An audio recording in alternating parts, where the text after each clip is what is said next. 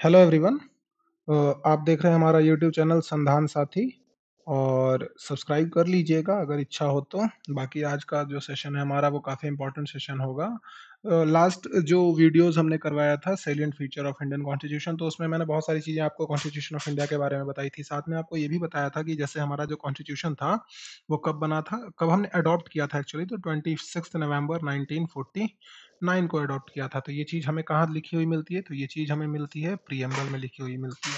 आज का एजेंडा क्या है हमारी वीडियो का, आज मैं क्यों वापस से ये सब चीज़ें आपको बता रहा हूँ, इसलिए क्योंकि आपने शायद पिछली वीडियो देखी नहीं थी। देखी है तो फिर कोई बात नहीं, कुछ क्वेश्चंस करते हैं। और मैंने ये भी बताया था पिछली वीडियोस में ही, आप जाके चेक कर सकते हैं चैनल पे, कि जैसे हमारा जब कॉन्स्टिट्यूशन बना था ना, तो सेलिएंट फीचर वाले चैप्टर में मैंने बताया था। ठीक है, सेलिएंट फीचर वाले चैप्टर में मैंने आपको ये चीज़ बताई थी कि हमारा जो कॉन्स्टिट्यूशन है ये one of the lengthiest written constitution है ना, one of the lengthiest written constitution है। लेंथीएस्ट क्यों बोलते हैं, तो ये मैंने आपको बताया था कि हमारा जो कॉन्स्टिट्यूशन कॉन्स्टिट्यूशन जब बन के तैयार हुआ था संविधान, तो 395 यानी 395 आर्टिकल्स थे ठीक है। कितने पार्ट्स में थे भाई, तो 22 पार्ट्स में थे।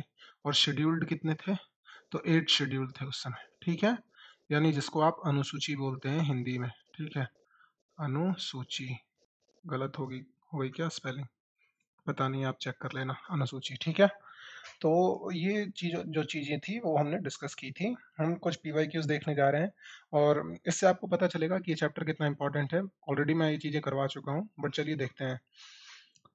चलिए, ये जो पहला क्वेश्चन है, कह रहा है which one of the following is not matched correctly, कौन सा सही मैच्ड नहीं है। Citizenship part 2, fundamental right part 3, fundamental duties part 4A, state part 6। चलिए आपको एक और कॉन्सेप्ट यहाँ पे बता देता हूँ, इसीलिए मैंने ये क्वेश्चन भी लिया था साथ में। आपको कुछ इंपॉर्टेंट पार्ट्स याद रखने हैं, सारे अगर आप याद नहीं भी रख सकते हो तो कुछ इंपॉर्टेंट पार्ट्स कम से कम याद रखो। जैसे कि जो सबसे पहला पार्ट है, पार्ट 1, तो जो पार्ट 1 है ना वो हमारा किसके बारे में है, यूनियन, सॉरी, पार्ट 1 जो है वो किस बारे में है, वो है union and it's territory, and it's territory. Okay, तो इसके बारे में है। ठीक है, दूसरा जो पार्ट है पार्ट 2, पार्ट 2 हमारा किस चीज के बारे में है, सिटीजनशिप के बारे में। पार्ट 2 किस बारे में है, सिटीजनशिप। पार्ट 3 अगर आप देखें तो किस चीज के बारे में है, फंडामेंटल राइट के बारे में। पार्ट 4 किस चीज के बारे में है, डीपीएसपी के बारे में, जिसको बोलते हैं directive principle of state policies, यानी राज्य के नीति निर्देशक तत्व। पार्ट 5 जो है हमारा वो किस चीज के बारे में है, तो पार्ट 5 जो हमारा है डीपीएस, सॉरी, पार्ट 5 के पहले तो पार्ट 4A देख लो आप। पार्ट 4A, पार्ट 4A, तो वो किस चीज के, एक्चुअली ये ऐसे लिखा होता है पार्ट 4A ऐसा।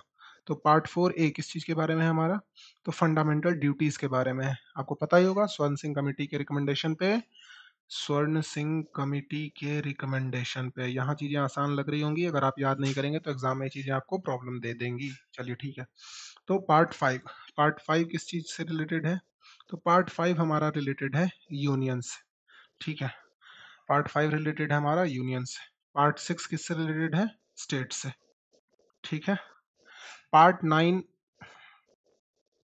पार्ट 9 किससे रिलेटेड है, पंचायत से। ठीक है, पंचायत। पार्ट 9A किससे रिलेटेड है, तो ये हमारा रिलेटेड है म्यूनिसिपैलिटी। ठीक है, म्यूनिसिपैलिटीज। ठीक है, म्यूनिसिपैलिटी से रिलेटेड है। फिर हमारा जो है पार्ट 9B भी आप याद रखेंगे, कोऑपरेटिव से रिलेटेड है। किससे रिलेटेड है, कोऑपरेटिव से। अब ये सब पार्ट अगर आप याद रखेंगे ना तो आपको पता चलेगा कि एग्जाम में इसकी इंपॉर्टेंस क्या है। कई बार आपको ऑप्शन एलिमिनेशन में हेल्प मिल जाएगी अगर आप डायरेक्ट नहीं भी जान रहे हो तो। और ये चीज़ मैं ऐसे ही नहीं बोल रहा हूँ, ये चीज़ मैं इसलिए बोल रहा हूँ क्योंकि जब 71st बीपीएससी मैंने दिया था तो उसमें पॉलिटी के जो 15 सवाल आए थे उसमें से I get 14 right out of them. तो ये ऐसे नहीं होगा, ये चीज़ें आपको पेरिफेरियल नॉलेज आपको काम आएंगी वो सॉल्व करने में। ठीक है, और बाय द वे मेरा प्रीलिम्स हो गया बीपीएससी का, तो आप साथ में लग सकते हैं, आगे की चीज़ों के लिए जुड़ सकते हैं हमारे चैनल से, आपको गाइडेंस सही ही मिलेगी, आप ट्रस्ट कर सकते हैं। ठीक है, बाकी चलिए देखते हैं इस क्वेश्चन को। क्वेश्चन में क्या पूछा जा रहा है, which one of the following is not, ये सब चीजें पढ़नी होती है एग्जाम में। अब बच्चे क्या करते हैं, करेक्टली मैच्ड, फर्स्ट ऑप्शन सही है, आंसर मार के आ गए। नहीं, ध्यान से देखिए, नॉट दिया गया है क्वेश्चन में। तो सिटीजनशिप पार्ट 2, तो अभी हमने देखा कि पार्ट 2 सिटीजनशिप है, तो हाँ भैया ये तो सही है, यानी पार्ट 2 तो सही है, ये तो सही है, मैच किया हुआ है। ये फंडामेंटल राइट पार्ट 3, तो हाँ ये भी सही है। फंडामेंटल ड्यूटीज पार्ट 4A, तो ये भी सही है। State part 6, state part 6, sorry ये गलत होगा। क्यों होगा? कि पार्ट 6 है, पार्ट 6A लिखा हुआ है, ध्यान से देखिए, मैं इसको पार्ट 4A पढ़ रहा था। Silly mistake, but these are not silly, these are blunders actually. तो ये पार्ट 6 लिखा हुआ है, पार्ट 6 है, 6 से नहीं है, पार्ट 4A है। ध्यान से देखिए यहाँ क्या है, पार्ट 4A। तो 4A क्या है? तो पार्ट 4A में क्या है हमारा? Fundamental duties. यहाँ पे क्या लिखा गया है? पार्ट 6A लिखा गया है। तो ये स्टेटमेंट जो है हमारा गलत है, और बाकी ये स्टेटमेंट पार्ट 6 सही है। तो आंसर हमारा क्या हो जाएगा? आंसर हमारा सी हो जाएगा। क्यों? हमसे पूछा गया नॉट करेक्टली मैच्ड। ठीक है, चलिए नेक्स्ट क्वेश्चन देखते हैं। ये क्वेश्चन 2005 में आया था, ठीक है, यूपीएससी में। क्वेश्चन कह रहा है the constitution of India has 20 parts. ये सही है क्या? अभी हमने पढ़ा ना कि constitution of India has 22 parts. कब? जब संविधान अपनाया गया था। अभी यहाँ पे लिखा था हमने 22 पार्ट्स, ठीक है, 22 पार्ट्स। लेकिन यहाँ पे तो दे रखा है 20 पार्ट्स। तो फर्स्ट स्टेटमेंट सही हो सकती है क्या? नहीं हो सकती, तो गलत कर देते हैं। 390 आर्टिकल्स, ये सही हो क्या? नहीं होगा सही। क्यों नहीं होगा? अभी आप देखो, हमने लिखा ना 395 आर्टिकल है ये, यहाँ पे 395 आर्टिकल्स, यहाँ पे तो दे रखा है 390, तो ये भी गलत हो गया। चलिए next. 9, 10th, 11th and 12th schedules were added to the constitution of India by the constitution amendment act. यानी 9वां, 10वां, 11वां और 12वां, ये जो 4 अनुसूचियां हैं, ये शेड्यूल्स हैं, इनको बाद में जोड़ा गया संविधान संशोधन के द्वारा। तो हाँ ये चीज सही है, ये चीज बाद में ही जोड़ी गई। और ये पिछली वीडियोस में मैंने डिस्कस भी किया था आपको कि जैसे 9th है तो कब जोड़ा गया। तो ये हमारा सवाल भी है। वैसे एक सवाल था यूपीएससी का ही, जिसमें उन्होंने पूछा था कि जो 9th शेड्यूल जोड़ा गया था ना हमारा, एक्चुअली 9th ऐसे नहीं लिखना चाहिए हमें, हमें लिखना चाहिए इस तरह से कि शेड्यूल 9। ठीक है, हमें क्या लिखना चाहिए? शेड्यूल 9। तो जो शेड्यूल 9 है हमारा, ये किनके प्राइम मिनिस्टरशिप में जोड़ा गया था? तो ये पूछा जा रहा है कि जब शेड्यूल 9 संविधान में जोड़ा गया, उसमें प्रधानमंत्री कौन थे? आपको इतना दिमाग लगाने की क्या जरूरत है? आप सीधा ईयर देखो ना पहले कि ये कब लाया गया। तो पार्ट जो शेड्यूल 9 है वो कब लाया गया था? तो शेड्यूल 9 फर्स्ट संविधान संशोधन जो था हमारा, फर्स्ट कॉन्स्टिट्यूशनल अमेंडमेंट एक्ट, उसके थ्रू लाया गया था, तो 1951 में। तो उस समय पीएम कौन थे? तो पीएम कौन होंगे आप ही बताओ? जवाहरलाल नेहरू। ठीक है, जेएल नेहरू। तो जवाहरलाल नेहरू उस समय पीएम थे हमारे। ठीक है, तो ये भी उस क्वेश्चन का आंसर है, ये एक आंसर हो गया। बट यहाँ पे भी आप देख सकते हैं 10th शेड्यूल मैंने आपको बताया था कि कब जोड़ा गया, तो वो 52nd अमेंडमेंट। ठीक है, तो इस तरह से मैंने ये चीजें डिस्कस कर रखी हैं ऑलरेडी। तो यहाँ जो हमारा आंसर हो जाएगा ऑप्शन के अकॉर्डिंग, वो क्या हो जाएगा? ओनली 3। चलिए नेक्स्ट क्वेश्चन देखते हैं। ये सब चीजें मैं इसलिए करवा रहा हूँ ना कि मैं चाहता कि मैं सीधा आपको फैक्ट बता के आगे निकल जाता, बट मैं ये सिर्फ आपको इसलिए दिखा रहा हूँ कि सवाल बनते हैं यहाँ से, तो आपको ट्रस्ट करना होगा इस चीज पे कि आप जो पढ़ रहे हैं वहां से सवाल आएगा। ठीक है, ये आप नहीं सोच सकते कि नहीं ये तो आ चुका है तो नहीं आएगा। मैं रिपीटेड थीम आपको दिखा दूंगा, मैंने ऐड नहीं किए क्योंकि एक साथ एक ही टाइप के 10-20 क्वेश्चन मिल रहे थे मुझे, बट मैंने वो ऐड नहीं किया इसलिए क्योंकि फिर वो बल्कि हो जाता, वीडियो लंबा हो जाता, तो इसलिए मैं आपको दिखा रहा हूँ बस। आप देखिए कितने क्वेश्चन एक ही तरह के हैं। जैसे कि देयर वेयर ओरिजिनली, हमसे पूछा गया है ओरिजिनली, नहीं अभी नहीं, ओरिजिनली जब बना था संविधान तब कितने? तो 395, ये मैंने अभी करवाया। फिर उसी तरह से देखिए यहाँ पूछा गया कि पार्ट कितने थे, आर्टिकल कितने थे, शेड्यूल कितने थे, कब? ओरिजिनल इंडियन कॉन्स्टिट्यूशन में, ना कि अभी वाले में। तो ये चीजें आप ध्यान दे के पढ़ेंगे ना बच्चों, तो आपको समझ में आ जाएगी। और देखो भाई, सिंपल सा बात बताता हूँ तुम्हें, अगर तुम्हें पढ़ना है, तुम्हें लग रहा है कि तुम्हें कोई एग्जाम क्लियर करना है, तो तुम तभी कर पाओगे ना जब तुम्हें कुछ चीजें याद रखनी होंगी। तुम ये नहीं कह सकते कि नहीं मैं रोट लर्निंग नहीं कर सकता, ये नहीं कर सकता वो, तो ये एक्सक्यूजेस है और कुछ नहीं। ठीक है, सिंपल सी बात है। तो अभी हमने देखा पार्ट क्या है, तो पार्ट जो थे वो कितने जोड़े गए थे? 22। ठीक है, तो ये 24 पार्ट ये तो खत्म। इस तरह से ऑप्शन एलिमिनेट करो। तो अब 390 आर्टिकल्स। अब आप ध्यान से देखो, ये झारखंड पीसीएस ने पूछा है। आपको मैं एक चीज दिखाता हूँ, यहाँ क्या दे रखा है? 390 आर्टिकल्स। और ये कब पूछा गया है? 2016 में। अब आप ये वाला क्वेश्चन देखो, यूपीएससी ने जो 2005 में पूछा है, कितने आर्टिकल्स उन्होंने दिए हैं? 390। तो 390 जो फिगर है ना, वो आउट ऑफ थिन एयर नहीं आया, समझ रहे हो आप? ये जो 390 फिगर है, ये आउट ऑफ थिन एयर नहीं आया है। ये एक्चुअली में जब 390 यूपीएससी ने दिया, तो झारखंड पीसीएस ने फिर इसको कॉपी कर लिया 11 साल बाद और यहाँ पे ऑप्शन में 390 आर्टिकल्स दे दिया। तो अगर आप वो क्वेश्चन करके जाते हैं आपको पता होगा 390 आर्टिकल्स नहीं है। तो अगर आपको लग रहा है कि फैक्ट्स याद नहीं होते हैं, तो फैक्ट्स याद नहीं होते हैं, then you can remember them through questions. तो ये क्वेश्चंस मैं आपको यहाँ चैनल पे लगातार करवाता रहूंगा, इसलिए आप हमें फॉलो कर सकते हैं। बाकी आपकी मर्जी, रेस्ट इज योर चॉइस। तो हमारा जो पहला ऑप्शन है वो सही हो जाएगा। क्यों हो जाएगा? क्योंकि 22 पार्ट, 395 आर्टिकल और 8 शेड्यूल। क्योंकि अभी हमने देखा ना यार कि जो 4 शेड्यूल है, इसी क्वेश्चन का देखो आप थर्ड स्टेटमेंट पढ़ो, क्या लिखा है कि 9वां, 10वां, 11वां और 12वां ये शेड्यूल बाद में जोड़ा गया। तो यहाँ तो हमसे ओरिजिनली पूछा गया है, तो 12 शेड्यूल कैसे हो जाएगा? 8 ही होगा ना। लेकिन 8 शेड्यूल ए में है, सी नहीं होगा क्योंकि 390 आर्टिकल्स है, तो सी भी नहीं होगा। तो हमारा राइट आंसर इसका क्या हो जाएगा? Option number A. ठीक है, चलो next question. Indian constitution has, तो ये 2010 में पूछा गया है। तो हैज का मतलब होता है कि अभी कितने हैं, तो अभी कितने हैं? 12 शेड्यूल है। ठीक है, चलो। Which part of the constitution contains provision relating to citizenship? अब फिर से देखो आप, रिपीटेड क्वेश्चन है सिटीजनशिप। अभी हमने देखा ना पार्ट 2। अब आप सोचो ये क्वेश्चन 2010 में आया और अभी मैं आपको वापस से वो क्वेश्चन दिखा देता हूँ जिसमें सिटीजनशिप वाला क्वेश्चन पूछा गया था। ये आप देखो 2004 का क्वेश्चन है। ठीक है, क्वेश्चंस रिपीट होते हैं, थीम्स रिपीट होते हैं, but you have to trust at least. चलिए आगे देखते हैं। तो ये सॉल्व हो गया हमारा। ठीक है, which part of the constitution provisions, which part of constitution contains provision relating to citizenship, यानी संविधान में नागरिकता से जो जुड़ा हुआ पार्ट है वो कौन सा है? तो पार्ट 2 है, सी इसका राइट आंसर होगा। पार्ट 3, अब आप ऐसे भी याद कर सकते हो, part 3 fundamental right, part 1 union and it's territory. ठीक है, यूनियन एंड टेरिटरी नहीं, यूनियन एंड इट्स टेरिटरी ये अलग चीज है। ठीक है, यूनियन एंड इट्स। पार्ट 4, तो पार्ट 4 क्या है हमारा? डीपीएसपी। पार्ट 4 ए, तो फंडामेंटल ड्यूटीज। पार्ट 4 ए, पार्ट 4 ए क्या है? तो फंडामेंटल ड्यूटीज। तो इस तरह से आप याद रखो ना यार, कोई प्रॉब्लम नहीं होगी आपको। चलो, fourth schedule of the constitution of India deals with, तो चौथा शेड्यूल किस चीज से डील करता है? तो चौथा शेड्यूल जो है वो allocation of seats for the council of states. इससे मतलब कि राज्यसभा में किसी राज्य की कितनी सीट्स होंगी, इससे डील करता है फोर्थ शेड्यूल। अब आपको अगर याद रखने की टेक्निक चाहिए हो ना, तो सिंपल आप एक ये निमोनिक यूज होता है, सॉरी, एक निमोनिक यूज होता है। वो निमोनिक है कि टीयर्स ऑफ ओल्ड पीएम। क्या? Tears of old PM, old PM. ठीक है, तो टीयर्स ऑफ ओल्ड पीएम देखो आप, 1 2 1 2 3 4 5 6 7 8 9 10 11 12 शेड्यूल हो गए। चलो, 12 शेड्यूल का ये निमोनिक है, मतलब कि शॉर्ट ट्रिक बना हुआ है। तो शॉर्ट ट्रिक में मतलब ये बनाना कि ये टेरिटरी के बारे में बात करता है। ठीक है, किस चीज के बारे में? टेरिटरी के बारे में। ये बात करता है इमोल्यूमेंट्स वगैरह के बारे में, अलाउंसेस वगैरह के बारे में। ठीक है, अलाउंसेस, सैलरी, ये सब क्या होगी। ये affirmation, oath and affirmation, oath and affirmation के बारे में बात करता है। ठीक है, ये आर का मतलब क्या हुआ? राज्यसभा में कितनी सीटें होंगी। ठीक है, राज्यसभा में कितनी सीटें होंगी इसके बारे में। ये शेड्यूल्ड एरियाज के बारे में, एडमिनिस्ट्रेशन के बारे में बात करता है। ठीक है, तो कहाँ पे आ गए हम? 1 2 3 4 5। ठीक है, उसके बाद क्या है हमारा? Sixth schedule.